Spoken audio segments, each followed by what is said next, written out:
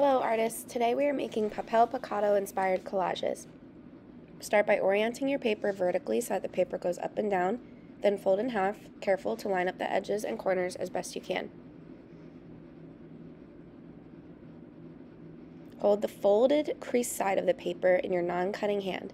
Using your scissors, start on the bottom of the folded cut side and cut a line going up diagonally across the paper. While the paper is folded on the crease side, you can also add a small shape toward the bottom of your paper and maybe a small shape toward the top. So far we have cut the bottom edge of your paper and a small shape toward the top and bottom. It's now time to cut out some side edge shapes.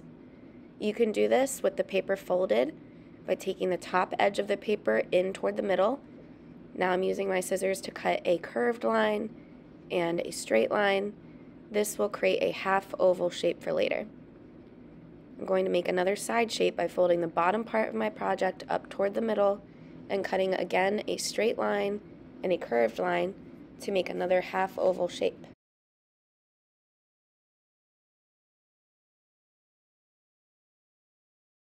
Open up your project and lay it flat to see your Papel Picado base so far. Now, using the worksheets at your table, pick the large central shape you would like to make for the middle of your collage. Once you choose the shape, take your construction paper or your painted paper and fold it in half, making note of the creased side of the paper. The creased side of the paper is our line of symmetry. So now you can draw half of your shape on the creased folded side of the paper. Make sure you're drawing it on the folded side for your line of symmetry. When you're done drawing the shape, use your scissors to cut along the lines.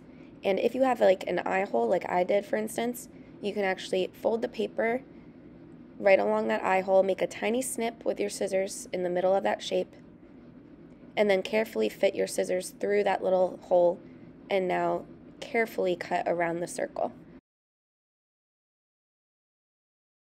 More symmetrical shapes to add to your collage. You can also use the construction paper as well as painted papers so you have a variety of colors.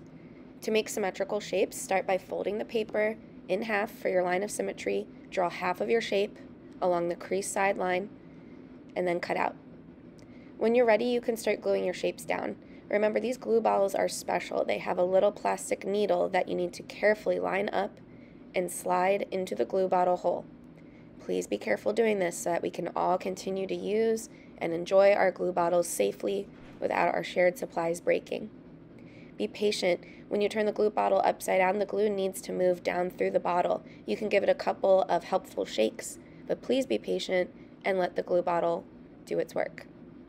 You're going to run a line of glue around the outside edge of your shape, maybe an X in the middle for good luck, and then pat down. Remember, just a dot, not a lot, just a line is more than fine. You do not need a huge puddle of glue. Now you're going to cut and glue any additional details you would like to add, making symmetrical shapes by folding the papers in half. A good trick for cutting out challenging shapes is to cut around the outside edge, like with this flower. And now that the rest of that paper is out of the way, I can go back and make small nips and snips to add the petals. You might also want to consider layering your papers on top of one another. This is a fun technique to add interest to your collage. Remember, when gluing, just a dot, not a lot, just a line is more than fine.